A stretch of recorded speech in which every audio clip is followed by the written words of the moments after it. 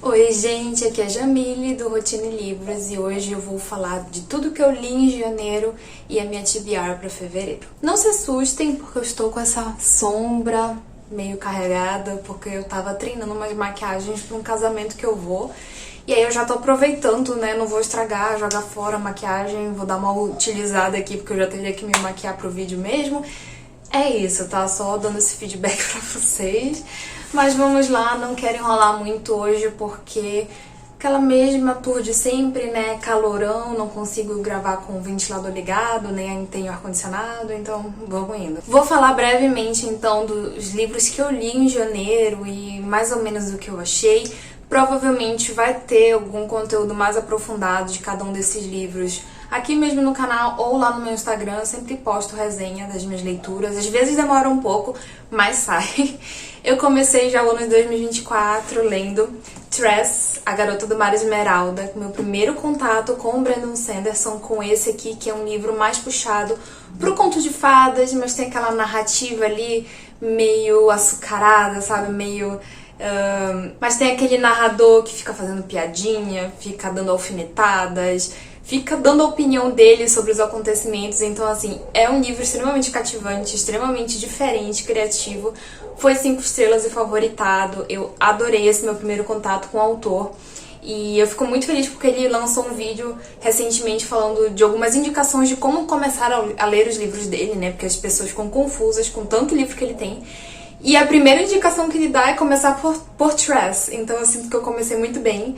E é isso, então recomendo muito esse aqui. Minha segunda leitura foi no Kindle, que foi O Alto da Maga Josefa. É um livro nacional de fantasia que se passa no sertão nordestino.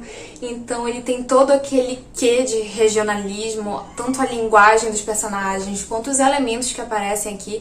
A própria ambientação, em alguns momentos, parece que a gente está vendo a casa dos nossos avós, das pessoas da nossa família, pelas descrições que a autora faz aqui nesse livro, dos personagens, dos ambientes, enfim.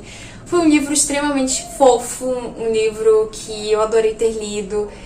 Eu amei essa ambientação no Nordeste, esse regionalismo, então recomendo também pra todo mundo.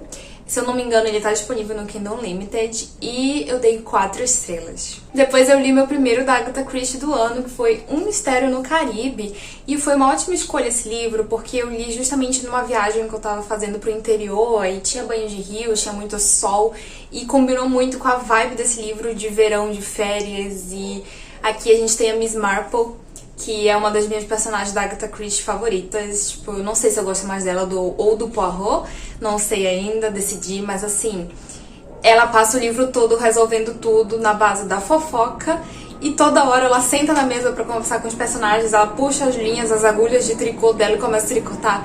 E eu me identifiquei tanto, porque nesse mês de janeiro eu comecei a fazer crochê.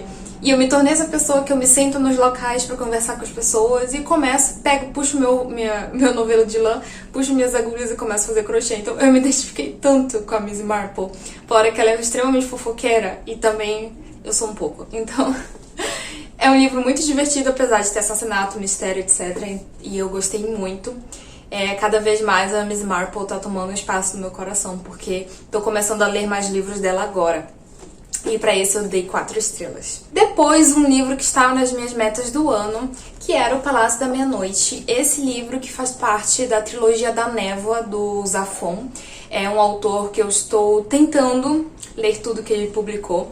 Já li 2 livros dele, né, que são a trilogia da Névoa, que é a primeira trilogia que ele publicou. A trilogia da Névoa é mais focada para o público infanto-juvenil, então os personagens principais tendem a ser crianças e adolescentes, né? E tem uma vibe um pouco mais simples, porém o autor, em momento algum, ele subestima a inteligência dos leitores dele. Mesmo que os livros sejam para crianças ou adolescentes, ele escreve livros bem profundos e com uma escrita, assim, bem característica dele, né? Aquela escrita mais poética, aquela ambientação, aquela caracterização dos locais extremamente floreada e bonita e emocionante, e também que é muito fácil da gente visualizar na nossa cabeça. Esse livro aqui, que é o segundo da trilogia, eu gostei um pouquinho menos do primeiro, porque o primeiro se passava numa cidadezinha costeira que tinha toda aquela ambientação com o oceano, e isso faz eu gostar mais dos livros. Esse aqui é ambientado, em Calcutá. Eu nunca tinha lido um livro ambientado em Calcutá antes, então ele bate muito na tecla da arquitetura local, fala muito também da presença dos britânicos ali, né, que os britânicos tornaram por um tempo Calcutá sua colônia e como isso acabava prejudicando as pessoas que realmente eram de lá, donas daquela terra. E tudo isso em um livro infanto-juvenil, né? E eu achei muito interessante. Eu sinto, assim, que algumas coisas do plot foram meio pouco explicadas, um pouco muito inventivas e difícil de acreditar, sabe? Faltou pra mim um pouco mais de substância aqui nesse vilão. Então é isso, mas eu dei 3,5 estrelas, ainda assim. É muito interessante ver como é a escrita do Zafón nesses livros, que ele ainda era um pouquinho mais imaturo, que são os primeiros livros que ele publicou. Em seguida, mais uma leitura do Kindle, que foi Uma Questão de Química. Esse livro que todo mundo que eu escuto falar, fala bem, foi um dos livros mais bem falados do ano passado. Lançaram agora, na verdade já tem um tempo, a adaptação, né? E eu ainda não tinha lido, apesar de todo mundo me falar pra ler, eu ainda não tinha lido. Só que eu comecei a ler Uma Questão de Química, e a primeira coisa, assim, que me capturou de uma forma absurda, que eu imergi na história, foi a escrita. É até difícil de acreditar que esse é o primeiro livro publicado por essa autora, porque ela escreve muito, muito, muito bem. Assim como em Tress, ela tem ali uma narrativa um pouco ácida em alguns momentos, que faz algumas piadinhas, que faz muitas críticas sociais, só que ao mesmo tempo é extremamente leve, que às vezes nem parece que ela tá falando de temas pesados. E a personagem principal aqui, que é a Elizabeth Zott, é absurdamente incrível, foi uma das minhas personagens da ficção favoritas. Ela é uma mulher corajosa, uma mulher inspiradora, e é uma mulher também que tem os seus defeitos, as suas vulnerabilidades, e a gente consegue entender ela muito bem aqui com esse livro. E é um livro até que tem alguns capítulos que são narrados por um cachorro, gente. E eu confesso que era um dos momentos favoritos pra mim, quando o cachorro começava a dar opiniões e fazer comentários. É genial, extremamente genial, e eu acho impressionante a velocidade com que a gente fica imerso nessa história, se apaixona por essa história. Então eu amei Uma Questão de Química e dei 5 estrelas. Depois eu peguei um livro no Kindle de romance de época, porque eu fiquei meio doente. Aí quando eu fico doente eu quero ler coisas leves, coisas que não vão me fazer pensar. E eu peguei Um Guerreiro do Passado, se não me engano, que era um livro que eu já tinha no meu Kindle, que eu peguei esse livro gratuito quando a autora deixou. Eu acho que ficou gratuito no Exploda Seu Kindle. E é um livro ali de romance de época que tem alguns elementos de viagem no tempo, né? Porque a gente vai ter um cavaleiro lá do século XVI, eu acho, que na hora que ele vai morrer, ele viaja no tempo pro futuro e encontra ali a nossa mocinha e vai encontrar uma sociedade completamente diferente do que ele tinha na época dele, né? E é muito interessante ver ele reagindo às coisas diferentes. Deu pra perceber que a autora fez uma pesquisa histórica pra escrever esse livro, apesar de ser um livro simples de romance e comédia. Mas foi uma história que eu gostei bastante. Eu confesso que teve um plot ali que até me surpreendeu um pouco, e eu nunca espero ser surpreendida em livros desse gênero. E me fez, assim, querer muito ler a continuação, que é com outra personagem, né, outro romance ali, que assim como nesse primeiro ele vem do passado pro futuro, no segundo a gente vai ter uma personagem do futuro que volta pro passado. E, nossa, eu fiquei com muita vontade de ler o segundo, e eu já peguei no meu Kindle, já comecei, já li alguns capítulos e devo terminar em breve. E eu dei 4 estrelas pra Um Guerreiro do Passado. Agora vamos para as minhas pretensões de leituras pro mês de fevereiro. Tentei ser, assim, controlada, não colocar muita coisa, porque fevereiro vai ser um mês bem corrido pra mim, fora que é um mês mais curto, né, mas também eu vou fazer uma viagem agora pra um casamento, que eu estou testando as maquiagens. Também volto pro Rio Grande do Sul esse mês ainda, então assim, é aquela coisa, adaptação, viagem. Talvez eu consiga ler muito, né, nesses tempos que eu vou ficar no ônibus, no avião, ou então eu consiga ler pouquíssimo. Não sei, é muito imprevisível como vai ser meu mês, e aí eu me propus a ler 4 livros, mas talvez eu não consiga ler todos esses 4. E eu gostaria de ler mais uns outros 2 ali, mas eu não consegui encaixar. Se eu consegui ler esses 4 que são prioridade, aí eu vou lendo os outros. O primeiro deles é um livro que ficou de janeiro, era um livro da minha TBR de janeiro, mas eu não consegui terminar, que foi Prazeres Violentos. É um livro ali meio romance histórico, mas ao mesmo tempo tem alguns elementos que eu ainda não sei se são fantásticos ou não. Só que a leitura ela é um pouquinho lenta. Eu acho que eu tô começando a pegar o ritmo do livro agora, mas no início foi meio lento pra mim, então acabou ficando pro mês de fevereiro. Mas eu quero terminar esse livro em breve. Eu tô mais ou menos aqui, isso deve ser uns 30% da leitura. E vamos ver, né? Eu tinha muitas expectativas com esse livro, não sei se ainda serão todas atendidas. Mas ele ainda tem chance, sim, de me surpreender e de me cativar, então eu não tô desistindo dele, eu ainda tenho expectativas com ele. Outra leitura que eu gostaria de fazer esse mês, que na verdade é uma releitura, é Viúva de Ferro. Eu sou apaixonada por esse livro, é um dos meus livros favoritos. Eu li ele no início do ano passado, acho que não dá pra ver as flagzinhas, porque agora deu.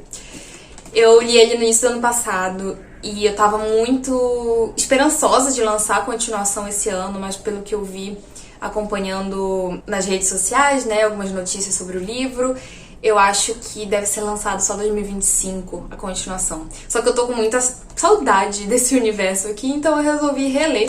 Então a releitura desse livro tá na minha meta do semestre, né? Uma das metas que eu tenho pra esse semestre. E eu quero fazer ainda esse mês de fevereiro, porque, como eu disse, esse mês eu volto lá pro Rio Grande do Sul e eu não pretendo levar esse livro pra lá. Então, se eu puder reler enquanto eu ainda estou aqui, melhor pra mim. Então, é uma releitura que eu quero fazer. É um livro grandinho, mas eu sei que esse livro eu consigo ler super rápido, porque a diagramação dele tá muito boa e também eu lembro que quando eu li pela primeira vez eu não conseguia largar. Se isso se repetir, eu vou ler super rápido. Em seguida, mais um da Agatha Christie, que é M ou N. Eu me proponho sempre a estar lendo algum livro da Agatha Christie ou do Stephen King nas minhas TBRs. Mas eu leria agora em fevereiro algum do Stephen King, porque eu li da Agatha em janeiro, né? Eu gosto de ficar alternando. Só que esse é o único livro dela que falta pra eu ler da minha coleção que eu tenho aqui. E eu não gostaria de separar ele da coleção dele e levar lá pro Rio Grande do Sul, então eu gostaria de ler enquanto ainda estou aqui. E aí, em março e abril, eu leria então 2 do King seguidos pra compensar. Acho que deu pra entender? Não sei nada dessa história, não sei se é Poirot, se é Miss Marple, não sei nada dessa história. Mas foi um presente, então, que um dia eu gostaria de ter todos os livros da Agatha na minha coleção, então eu vou comprando, eu vou pedindo de presente, independente de saber a sinopse ou não, porque, enfim, um dia eu gostaria de ler todos. Mas eu quero muito ler ainda esse mês, e ele é bem curtinho, então eu acho que é alcançável essa meta. E por último, da minha TBR oficial, nós temos um e-book que é O Som do Rugido da Onça, que é mais um livro da minha meta do ano. Então, esse livro faz parte do meu desafio de literatura nacional e eu quero terminar esse desafio ainda nesse semestre. Para isso, eu preciso ler um livro por mês, mais ou menos. Então, no mês de fevereiro, eu quero ler O Som do Rugido da Onça em e-book, que eu já tenho o e-book comprado aqui. É um e-book super curtinho, eu acho que tem 150 páginas, 160. Esse livro é ganhador do prêmio Jabuti de algum desses anos aí, não sei se é 2021, 2022, 2020 alguma coisa, ele ganhou o prêmio Jabuti. E eu quero muito ler, quero muito conhecer essa história, acho a capa dele lindíssima, nunca li nada dessa autora, que é uma autora mais contemporânea, né? Mas é considerada uma clássica brasileira e então, mais um livro, o último livro da minha TBR do mês. Bom, esses são os livros oficiais, tá? Mas, gente, como leitores são muito otimistas e esperançosos, tem 2 livros que eu gostaria muito de ler, fora esses. Na verdade, um deles é quase certeza que eu vou ler, e o outro talvez, tá? O primeiro é A Escuridão que Nos Separa, se eu não me engano, não tenho certeza. É uma fantasia nacional que tem enemies to lovers, toda a farofagem que a gente gosta. E é um livro que a minha amiga me convidou pra ler. E aí, essa minha amiga, ela tá tentando ter um hábito mais frequente de leituras. E é muito divertido quando a gente lê livros juntos, porque a gente faz muito comentário, a gente discute muitas coisas e tal. E aí ela me convidou pra ler esse livro, que ela achou lá no Kindle, achou interessante. E como eu amo fantasia e eu gostaria de incentivar ela a ler mais, então eu fiquei super empolgada com a leitura. Nem era um livro que tava assim no meu radar, mas ai, vamos, é fantasia, vamos ler junto. E aí a gente tá meio que dividindo ali metas semanais pra ler esse livro. Eu acho que dá pra ler ele tranquilo até o fim do mês, até porque eu vou encaixando ali 20, 30 páginas dele por dia, enquanto eu leio os outros da minha TBR oficial. E vou comentando com ela, a gente vai se incentivando. E outro livro ali que quero muito ler esse mês, mas se não conseguir ler esse mês, certeza que eu leio em março, que é Divinos Rivais, esse livro, que foi a minha primeira e única compra do ano até agora. Eu tô fazendo o desafio de só comprar um livro depois de ler 3 livros físicos. E esse ano eu li 3 livros físicos até agora, e o livro que eu escolhi pra comprar, então, que eu estava autorizada, foi Divinos Rivais. Eu comprei até numa livraria, que fazia muito tempo que eu não comprava um livro na livraria. E eu tô muito empolgada pra ler ele, eu só não encaixei ele na frente de tudo, porque tem algumas coisas aqui mais prioritárias que eu quero ler. Mas se eu não conseguir ler ele agora em fevereiro, eu com certeza vou colocar ele na minha mala, levar pro Rio Grande do Sul pra ler ele em março. E é um livro que tá todo mundo falando muito bem, eu acho que tem tudo pra eu gostar. Bom, então esse foi o grande update de leituras agora nesse início de mês de fevereiro. Falei tudo que eu li em janeiro, tudo que vai estar ali no meu radar nesse próximo mês ou próximos meses. Se vocês quiserem saber mais do meu dia a dia lendo esses livros, me sigam lá no Instagram, porque eu sempre tô postando stories, comentando ali mais no dia a dia as minhas leituras. E provavelmente vai ter resenha de todos esses, ou quase todos esses, que eu já li em janeiro, em algum momento vai sair. É isso, me contem aqui qual foi o melhor livro que vocês leram em janeiro, e o livro que vocês não podem deixar faltar em fevereiro. E espero que vocês tenham gostado do vídeo. Tchau!